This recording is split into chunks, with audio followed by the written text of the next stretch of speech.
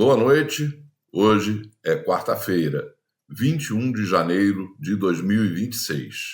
E este é o programa No Fio da História, transmitido semanalmente, sempre às quartas-feiras, às 19 horas, pelo canal do jornal e da rádio Toda a Palavra no YouTube. Poucos movimentos políticos combateram e combatem o imperialismo norte-americano há tanto tempo e com tanta coerência como o trabalhismo brasileiro, ao lado de dois dos mais importantes levantes nacionalistas acontecidos no continente americano, a Revolução Cubana e, mais recentemente, a Revolução Bolivariana da Venezuela. No início dos anos 60 do século passado, Leonel Brizola, então governador do Rio Grande do Sul, encampou, pelo preço de face de um cruzeiro cada uma, as companhias multinacionais norte-americanas Bond & Cherry e ITT, que bloqueavam o desenvolvimento econômico do Estado gaúcho com os precários serviços prestados nas áreas de energia elétrica e telefonia. Pagou um alto preço, apontado como o inimigo público número 1 dos Estados Unidos no Brasil. Nesta edição de No Fio da História, o comentarista político Brizola Neto analisa, dentro de uma perspectiva histórica, aspectos decisivos da luta anti-imperialista na América Latina, desde a defesa da soberania nacional pelo presidente Getúlio Vargas, até culminar com o recente ataque ordenado por Donald Trump contra a Venezuela, com o sequestro do presidente Nicolás Maduro. Assista o programa completo e veja, ao final, o vídeo compilado pelo Centro de Memória Trabalhista de um depoimento do ex-governador Leonel Brizola sobre as circunstâncias que o levaram a encampar as empresas norte-americanas no Rio Grande do Sul e a reação do governo dos Estados Unidos. Veja este vídeo completo ao final do programa. Até o Kennedy, o John Kennedy, com aquela grandeza, chegou a dar uma entrevista, numa entrevista coletiva na Casa Branca, chegou a dizer assim, diante de uma pergunta de um jornalista, estavam expropriando a empresa americana, aqui eles, esse governador Brizola é um inimigo dos Estados Unidos. Bem assim, me citou nominalmente. Diz que a ITT era das viúvas nos Estados Unidos, que tinha umas ações, que aquilo era um incêndio. Bom, terrível. Comigo aqui, Brizola Neto, nosso analista político, e vamos já começar abordando, Brizola, esse convite de Donald Trump ao presidente Lula para integrar um conselho de administração, ou o que ele está chamando também de conselho de paz, para a faixa de Gaza. Como é que você vê essa muito clara armadilha do Trump para cima do presidente Lula, né, que desde o início vem se posicionando de forma contra o genocídio, de forma favorável aos palestinos, e que agora está diante de uma situação que ele, se aceitar, ele vai estar, na verdade, endossando toda a arbitrariedade, todo o genocídio, toda a matança que ocorre atualmente na Palestina, perpetrada por Israel com apoio dos Estados Unidos. O presidente Lula tem dito que virou amigo do presidente americano, Donald Trump, né? E esse é um convite de um verdadeiro amigo da onça, né? Porque é clara a intenção de colocar o presidente Lula num grave constrangimento, gravíssimo constrangimento, porque aceitar participar desse conselho é referendar o genocídio, é referendar a ação terrorista do Estado de Israel contra os palestinos que destruíram Gaza, mataram milhares de palestinos, civis, mulheres e crianças em sua maioria, né? E manchar, né, o posicionamento do presidente Lula, que até então vem se posicionando corretamente na defesa da soberania palestina, na defesa da demarcação de um Estado palestino, né, e principalmente denunciando o genocídio praticado por Israel e pelos Estados Unidos contra o povo palestino.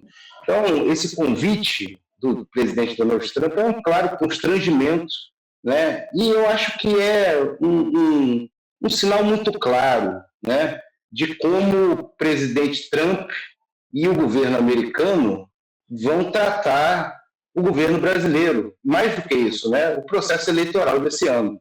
Não tenho dúvida, né, de que esse aceno que aconteceu aí com as tarifas, com a revogação da Lei Magnífica para cima do Alexandre de Moraes, ali é uma tapeação do Trump e do governo americano, que vão querer fazer de tudo para mudar o governo no Brasil. O Brasil é o estado mais importante de toda a América Latina, a principal economia, e é claro que eles estão avançando para cima dos países latino-americanos e eles não querem admitir um governo que tem um mínimo de autonomia, mesmo uma autonomia, né, muito discreta, como é a autonomia que exerce o presidente Lula e o governo, né, mesmo com todo o cuidado e cautela que o presidente Lula tem no trato com os Estados Unidos, eles querem aqui um governo vassalo. Eles querem aqui uma espécie de Corina Machado brasileira.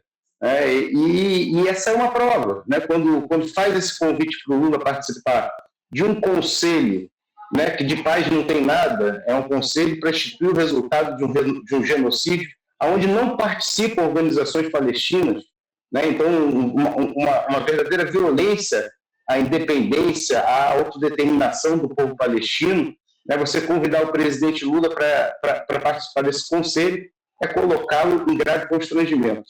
Eu espero, né, acho que todos nós esperamos que o governo brasileiro se pronuncie logo, recuse, não só recuse esse convite, como denuncie, né, que um conselho que não tem a participação, né, de autoridades constituídas do povo palestino é um conselho que não tem legitimidade nenhuma. Pois é. Donald Trump já não dissimula mais as suas intenções, né? E o caráter absolutamente arbitrário, autoritário da política externa norte-americana, né? Agora mesmo ele enviou uma carta ao primeiro-ministro da Noruega, Jonas Gahr Støre, onde ele diz simplesmente que, como o pedido dele para receber o Prêmio Nobel da Paz não foi aceito, ele também não se sente mais obrigado a empunhar a bandeira da paz, né? Que ele teria evitado ou encerrado 8 guerras, não sei quais são essas guerras às quais ele se refere, e que, como ele não ganhou o presente de Natal que ele pediu para o Papai Noel, que agora ele não vai mais falar de paz, né? Então, veja só, essa é a personalidade de Donald Trump que ameaça o mundo inteiro nesse momento. É uma questão, chega a ser ridículo, né?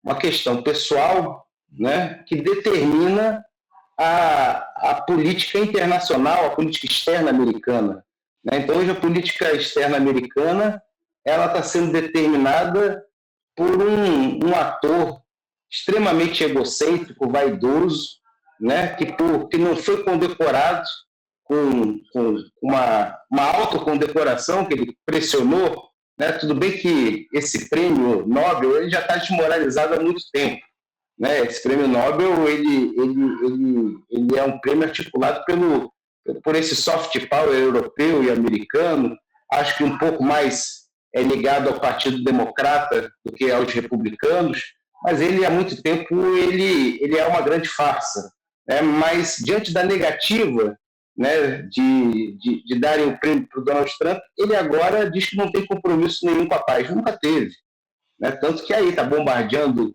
a Argélia, está fazendo terrorismo de Estado contra o Irã, né? Tentando fazer uma nova primavera árabe no Irã, né? Primavera árabe que essa fracassou fragorosamente, fez o que fez na Venezuela.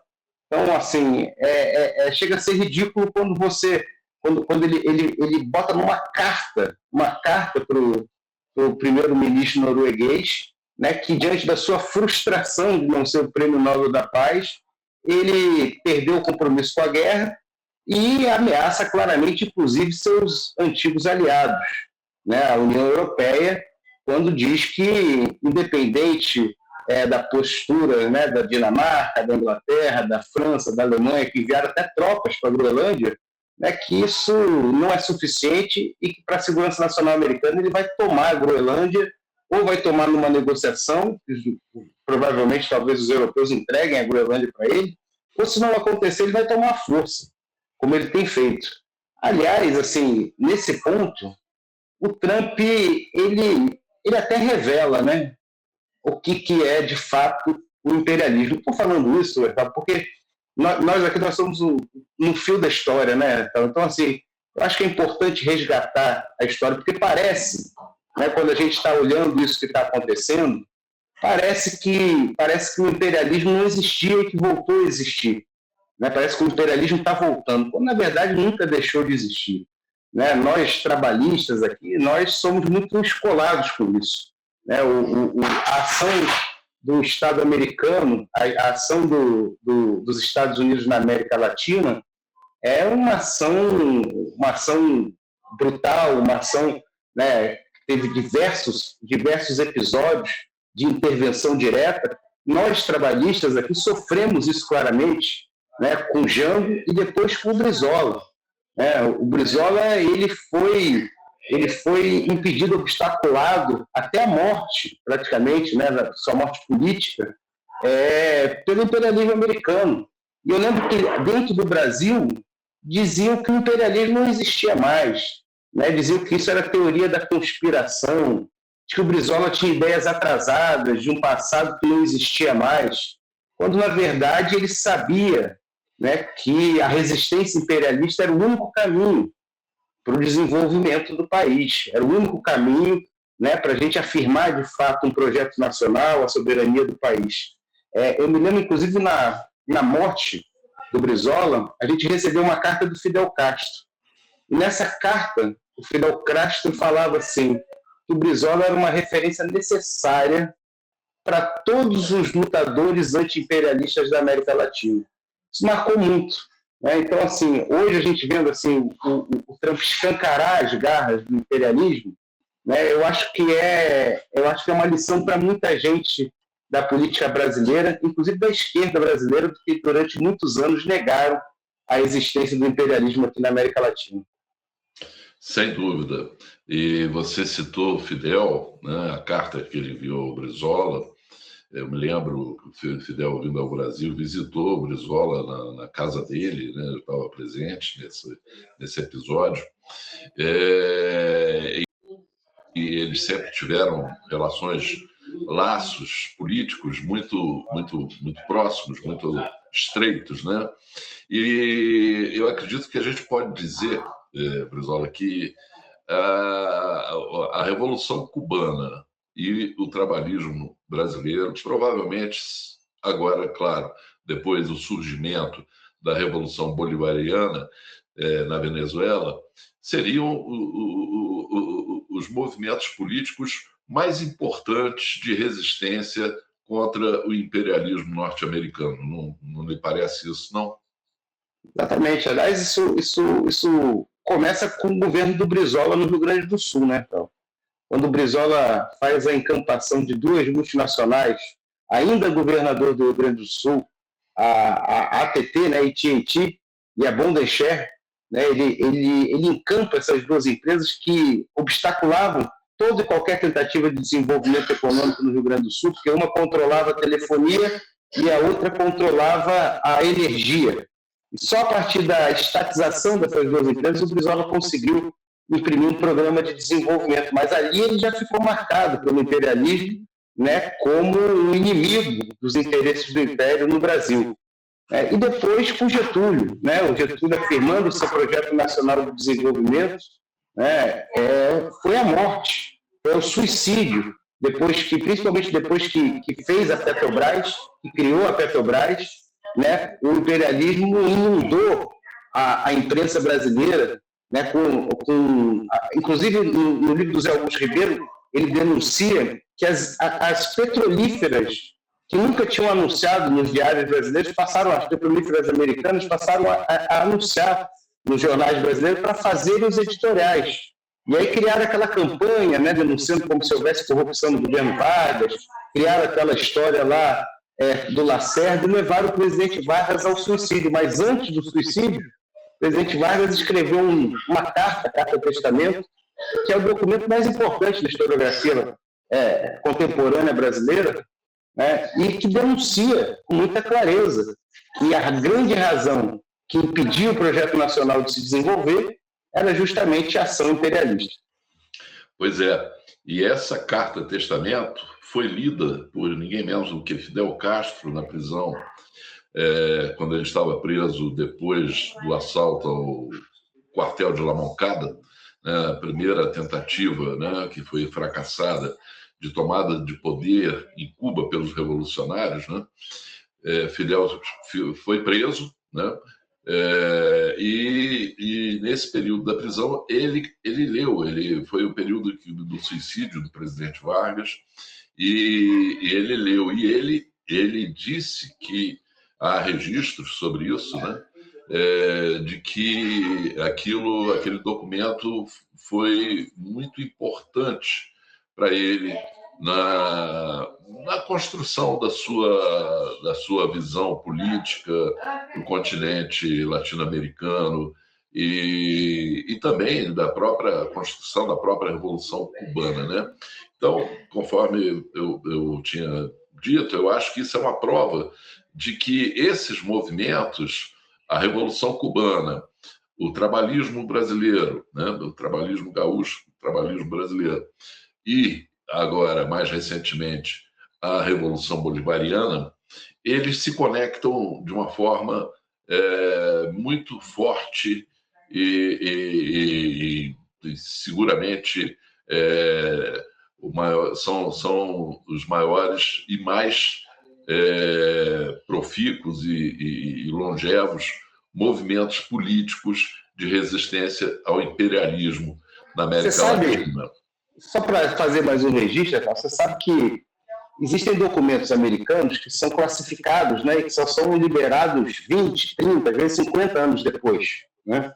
E tem um conjunto de documentos que foi liberado já tem um tempo, já tem uns 10, até mais, eu acho, uns 15 anos atrás, né, que revelam conversas do embaixador brasileiro, Lincoln Gordon, com o então presidente americano, que era, na época, o Kennedy. E nesses documentos, eles nomeiam claramente o Brizola, né? Eles falam que o Brizola liderava uma esquerda que era violentamente anti-americana, né? E que Brizola denunciava que o presidente Kennedy ele era um mero representante dos interesses dos grandes conglomerados econômicos americanos, né? E que esse era o grande entrave ao desenvolvimento nacional. Eles até brincavam nesse documento, nessa conversa. Eles falavam que tinham duas esquerdas que apoiavam o governo João Goulart. Uma que era possível conversar, com quem se mantinham conversas, liderada pelo Santiago Dantas, e a outra, radicalmente contra os interesses americanos, liderada pelo Brizola.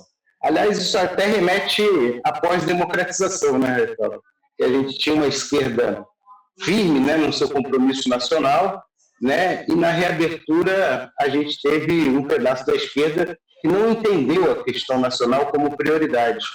E eu acho que hoje... A esquerda que a direita gosta, segundo Darcy dizia, o próprio Brizola. Aqui bota... Mas quer que fala carcareja para a esquerda, mas bota ovo para a direita, né? Pois é, aconteceu isso. Só que hoje não existe mais espaço para isso, né? A gente até falou agora, num programa recente, que não é possível mais se equilibrar nessa corda, né? Então, assim, ou o Brasil assume, né, e as lideranças brasileiras assumem um compromisso com o projeto nacional que não deve mais se resumir à esquerda, né? Hoje é possível você reunir uma frente ampla, né, até com os setores liberais que não aceitam, né, a ingerência externa de outro país aqui nos rumos do nosso país, para a gente afirmar um projeto nacional que resista a essa investida que, com Donald Trump, se tornou extremamente perigosa e violenta. Pois é. Agora, você citou o presidente Kennedy, né, que tinha ali um verniz de democrata, né, um verniz que durante um bom tempo a política americana tentou construir, tentou disfarçar, né, o que tinha realmente por trás de toda aquela máquina de poder, né? Mas a fundamental diferença entre o Kennedy e o Trump é só essa polidez que o Trump não tem, né? Exatamente. No fundo, eles são apoiados pelas mesmas forças econômicas, pelo Deep State, né? Quando o Obama visitou o Brasil no governo da Dilma, ele veio para cá do hotel que ele estava instalado ali em Copacabana. Ele ordenou os ataques à Líbia, né? Eu estava, inclusive, vendo essa questão da Líbia, ela explica muita coisa, porque é o que faz o imperialismo quando ele entra num país. A Líbia era o maior IDH da África. A Líbia era a maior renda per capita da África. A Líbia tinha educação gratuita, saúde gratuita, o maior programa de habitação e de irrigação de toda a África. Ajudava os países vizinhos, os países do chifre africano. E aí houve a intervenção, entraram lá, pior do que fizeram com Maduro, né? Foram lá e assassinaram quase que ao vivo o Gaddafi, né? E hoje a Líbia é um país desgraçado, é um país onde não há governo, é um país onde impera o tráfico de seres humanos, é um país de refugiados, é um país com a economia arrasada, onde agora a fome, a miséria. Então, assim, a Líbia é um exemplo muito claro do que o imperialismo faz quando ele intervém no país. Assim, eu acho que a gente precisa entender, né, o momento grave, a ameaça grave, né, que vive toda a América Latina, aliás, o mundo inteiro, né, porque a gente está vendo o que está acontecendo lá no Irã também, a tentativa de influir, né, de fazer mobilizações para derrubar o regime. A gente vê a ação da OTAN e dos Estados Unidos, né, na guerra da Ucrânia, a gente vê essa questão aí agora até com os europeus na Groenlândia. Então, o mundo está sob um ataque violento de um império que está agonizando, que está, né, caminhando para o seu colapso, mas o colapso de um império às vezes pode demorar muitos anos. E a verdade é que os Estados Unidos não vai se entregar sem fazer guerra pelo mundo inteiro. Não. Estão aí claramente tentando se agarrar de todas as formas, lutando como um leão ferido, né? Mas na Líbia você, inclusive, esteve lá como deputado, quando era deputado federal, nessa época da posição do Gaddafi, numa missão parlamentar. Eu estive lá. Né? A gente fez uma comissão parlamentar de defesa dos direitos humanos e praticamente fomos impedidos de entrar na Líbia. Fui eu e o delegado Protógenes, que era deputado federal na época. A gente chegou a ir até a fronteira da Tunísia com a Líbia, mas quando a gente chegou lá, o governo já tinha caído, as estradas tinham sido bombardeadas, tinham sido interrompidas, e não havia mais segurança nenhuma para a gente entrar lá na Líbia. Inclusive, 2 dias depois que a gente chegou, foi anunciada a deposição e o assassinato do presidente Gaddafi. Pois é. Fizeram na Líbia, depois no Iraque, no Afeganistão, né? Na Síria, e agora estão tentando no Irã, mas só que lá eu acho que a conversa é mais grossa, né? Agora mesmo a gente está aqui de posse de algumas informações de um artigo que nos foi enviado aí pelo nosso companheiro aí, o Beto Almeida, jornalista Beto Almeida, né, sobre o que teria acontecido nesses últimos dias quando se percebeu um esvaziamento desse movimento que parecia muito claramente uma revolução colorida, né, que estava se formando no Irã. Nós sabemos que isso tudo foi articulado pela CIA, pelo Mossad, né? E nós conhecemos bem essas revoluções coloridas, sabemos bem como é que elas funcionam e qual é a dinâmica delas, né? Mas agora chegaram informações que são muito interessantes, né? Porque, de repente, esse esvaziamento, né? Como se o povo tivesse desistido de ir às ruas, né? Mas esse artigo que o Beto Almeida nos enviou dá conta de que no dia 3 de janeiro desse ano, o secretário de Segurança da Federação Russa, o Sergei Shoigu, teve um contato telefônico com o seu homólogo iraniano, Lila Hariani, analisando os acontecimentos recentes no Irã, e que daí teria havido um estreitamento da cooperação militar entre a Rússia e o Irã, né? E que o Irã teria recebido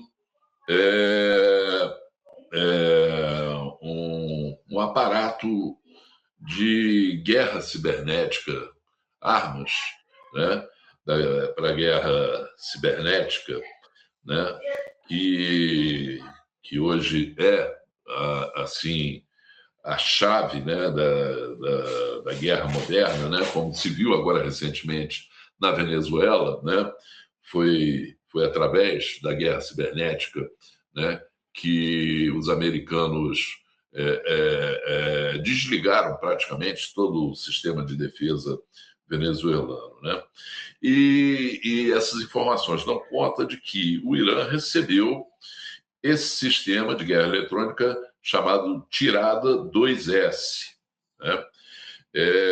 Que tem a capacidade de bloquear comunicações via satélite, né? E que, com esse equipamento, o Irã desligou as comunicações, bloqueou as comunicações dos satélites da Starlink, de Elon Musk, que estariam servindo de base para as comunicações dos setores terroristas infiltrados dentro do Irã pela CIA e pelo Mossad.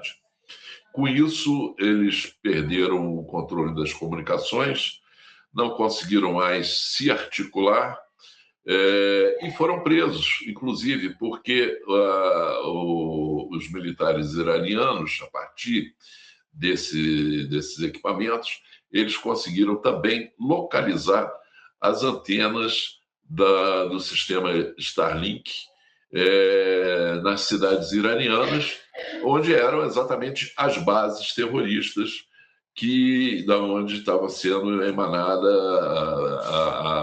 toda a mobilização contra o governo do regime iraniano, com o objetivo de uma deposição do governo, né?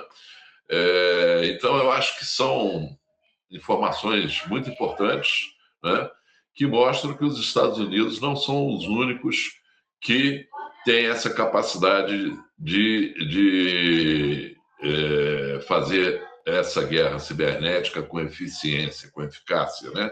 E também mostra que no Irã as conversas são mais grossas, né? É isso mesmo. Eu acho importantíssima essa notícia por vários aspectos, Ertal. Primeiro, entender esse modelo de manipulação de massas que promove, né, o imperialismo, no caso do Irã, associado ali à inteligência de Israel, ao Mossad, né, que se aproveitam de manifestações populares que muitas vezes nascem com legitimidade, como foi no caso do Irã. As manifestações começaram no Irã muito em virtude da questão econômica, né, o brutal bloqueio econômico imposto, né, pelos Estados Unidos ao Irã criou dificuldades na economia iraniana, houve uma grande desvalorização da moeda iraniana, houve aumento da inflação, e isso gerou protestos.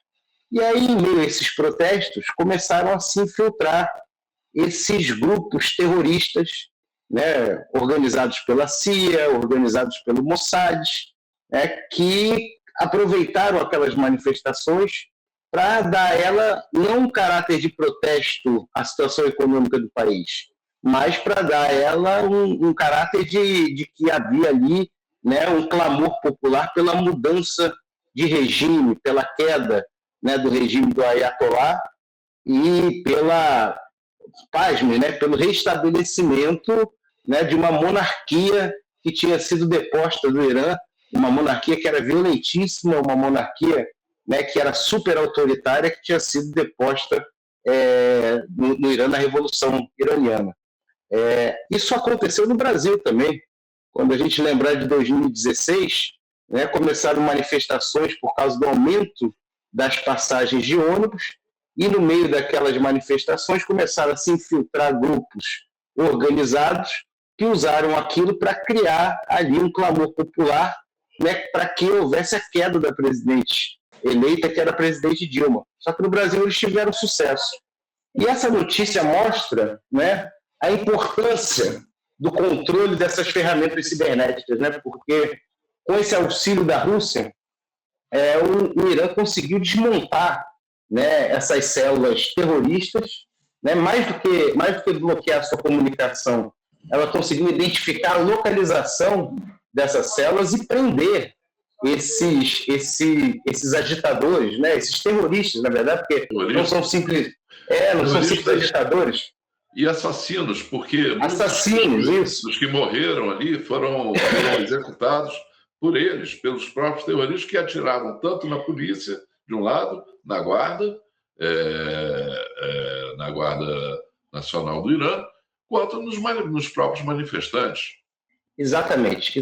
E também essa notícia revela, né, que a aliança militar entre a Rússia e o Irã é uma aliança militar sólida. Aliás, existe um acordo de cooperação que não é só econômico, que é um acordo de cooperação militar. O Irã também forneceu drones à Rússia para a guerra na Ucrânia, né? E essa colaboração militar ela é profunda. Então, o arrefecimento das manifestações ele aconteceu justamente por isso. Não é porque eles tenham desistido de tentar mudar o regime do Irã, é que eles foram derrotados na sua estratégia.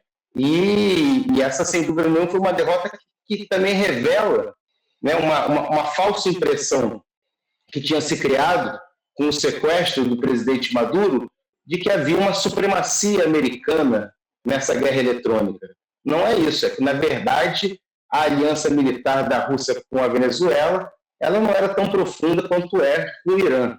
Lá no Irã, as coisas são mais difíceis de montar porque a Rússia está mandando para lá o que é de mais moderno nessa guerra cibernética e, certamente, a mudança do regime no Irã... Aliás, essa mudança de regime eles não conseguiram nem na Venezuela, mas jamais vão conseguir no Irã fazer uma ação espetaculosa como foi essa ação de sequestro do presidente Maduro na Venezuela. Sim. Não, e o Irã está preparado, inclusive, para reagir preventivamente, né?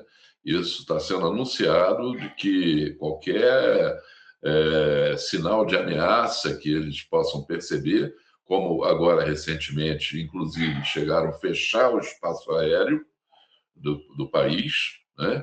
Isso soou um sinal de alerta também, tanto que começou a haver retiradas de tropas americanas em bases no Oriente Médio, no Catar, na Arábia Saudita, porque a expectativa era de que o Irã iria atacar preventivamente as bases militares americanas e, evidentemente, israelenses, né? Então... E o Irã é uma potência militar, né? Uma potência militar que deu muito impulso a partir desse acordo militar com a Rússia. O Irã tem uma capacidade de resposta que não é a capacidade de resposta da Venezuela, vai muito superior. Tem mísseis hipersônicos, do qual as bases americanas e o próprio Estado de Israel não têm capacidade de se defender. Verdade. Bom, o mesmo eu acho que a gente não pode dizer em relação à pobre Groenlândia, né? Que não tem nenhuma capacidade militar e que, sendo um território da União Europeia, né? Controlado pela Dinamarca, né? Deveria ser protegido pela União Europeia, né? Que inclusive mandou agora algumas tropas para lá, alguns soldados ingleses e franceses e alemães, e chegando lá, eles disseram que eles estavam lá para defender a Groenlândia contra os russos. Patético, né? A covardia europeia é patética, realmente. Né? Então, assim, mesmo diante de uma ameaça, né, de ter um território estratégico, né, ser tomado pelos Estados Unidos, eles não têm coragem, né, de dizer que vão fazer a defesa militar do seu território. Né? Então, realmente é patético a posição europeia. Né? E, assim, há muito tempo, né, a União Europeia ela se tornou um mero reprodutor dos interesses americanos. E agora está constrangida porque com o Trump o negócio é diferente, né? O Trump ele não respeita nem os seus aliados. Sim, sim. Eu acho que nós vamos ter aí, sem dúvida nenhuma, uma ação dos Estados Unidos, já foi anunciada, né? Lá de tomada da Groenlândia, e os europeus vão engolir e vão, mais uma vez, abaixar a cabeça para o Império Americano, né? Aliás, tem um artigo muito interessante que eu também recomendo. Esse está publicado no Viu Mundo, um artigo do José Luiz Fiore. O título é No Caminho do Caos. Está disponível no site do Viu Mundo. Ele faz uma análise bem completa de todo esse quadro geopolítico, né? E ele defende uma tese de que, aparentemente, os fatos concordam com essa análise dele, de que Donald Trump não respeita mais nada, realmente, e que não só ele está se lançando contra todo tipo de resistência e articulação do Sul Global, mas também dos seus próprios e velhos parceiros europeus, que a desarticulação da OTAN, né, e a fragmentação da União Europeia também estariam dentro dos planos de Donald Trump. Ele ressalta, inclusive, falando que o próprio Trump, né, setores do governo americano como o Lula admitem, né, de que é um fim da ordem mundial marcada pela hegemonia americana, né, que há agora um processo de afirmação de blocos regionais de influência, mas que por trás disso, dessa admissão, né, dessa nova ordem mundial, onde potências, né, marcadamente a China, a Rússia e os Estados Unidos demarcam suas áreas de influência, por trás disso há uma esperteza, porque os Estados Unidos é a única força militar que está presente na Terra, em todo o planeta. Né? Tem bases militares espalhadas pelo planeta todo e tem capacidade de fazer intervenções militares em diferentes pontos do planeta Terra. Né? Tem bases na Ásia, tem bases na África, tem bases na América Latina. Então, por trás dessa admissão, há, na verdade, também um jogo de se fazer ali o que um jogo de tentar manter essa hegemonia, né, através de uma estratégia militar de presença ostensiva e violenta no mundo inteiro e tentando não confrontar diretamente essas forças militares, né, que têm capacidade de resistir, como é o caso da Rússia e da China. Bom, e depois o processo de expropriação da ITT, que foi a Companhia Telefônica do Rio Grande do Sul. E não quer dizer que eu tivesse promovido essa desapropriação só porque era americano, porque era por desapropriar. Não, eu até não tinha essa consciência quando tomei aquela iniciativa. Eu queria resolver o interesse público, aquela gente não tinha maneira de se entender. Queriam 50 anos de concessão. Eram praticamente donos da tarifa. Era uma situação intolerável para nós, uma usina velha. E nós a construir pequenas usinas hidrelétricas no interior para dar energia a eles, distribuírem no filé mignon do consumo. Aplicamos a legislação brasileira. E aplicando a lei rigorosamente, nós devíamos pagar um cruzeiro por tudo aquilo. Depositamos em juízo, o juiz deu, reconheceu nossas razões e nós ocupamos a empresa. Depois começaram a jogar outros fatores. E assim também foi com a ITT, a poderosa ITT que derrubou a Allende lá. A ITT também. Chegamos a realizar bons entendimentos. Vieram diretores de Nova York, vinham, andavam, finalmente chefiado por um senhor muito simpático, o senhor Mr. Naylor. Tipo, muito simpático, muito agradável, até viajou comigo para o interior do estado, levei ele a passear. Excelente homem. Chegamos a um acordo de fazer uma companhia mista. A ITT ficava com 25%, nós com os outros 25% e 50% dos usuários. Comprava o telefone, tinha ações. Fechamos, assinamos cartas de compromisso. A questão ficou no acervo. Combinamos um juízo arbitral. Eu convidei até um adversário meu, que foi meu diretor na Escola de Engenharia, sou Alessanha de Farias. Eles mandaram daqui de São Paulo um engenheiro ilustre. Os dois se entenderam, nem precisavam ter um terceiro. E o acervo foi esclarecido. Passou um mês, passou 2, passou 3, passou 4 e nada. Mandei ver na companhia. Tinha mudado o gerente lá em Porto Alegre, outro americano. Chamei. Governador, nós quero reiterar, nós queremos colaborar. Digo, mas e nada? Eles disseram, sim, mas a companhia não aprovou na Assembleia os entendimentos aqui. Digo, e o Mr. Naylor? O Mr. Naylor foi despedido da companhia. Digo, está bem. Até logo, então. Dali uma semana, chegou uma delegação. Disseram a mesma coisa. Eu digo, bem, e essas cartas? Esses compromissos todos, não vale nada? Esses meses, 2 anos de negociação. Mas nós queremos colaborar, governador, eu digo, bem, então agora só através do procurador judicial vão colaborar. Não queremos mais entendimentos. E tratei de pôr em execução um processo de expropriação de acordo com a lei, normalmente. Fizemos o depósito do que correspondia e o juiz nos emitiu na posse.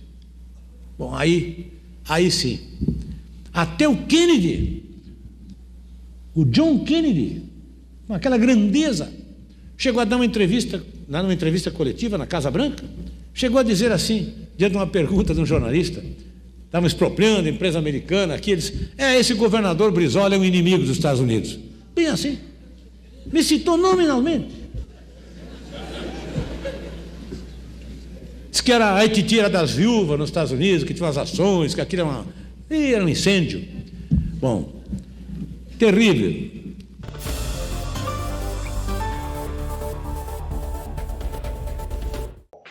Brizola, ficamos por aqui então, nesta edição de No Fim da História, convidando aí os nossos espectadores a estarem conosco aqui mais uma vez na próxima semana, a partir da quarta-feira às 19 horas, pelo nosso canal Toda a Palavra no YouTube.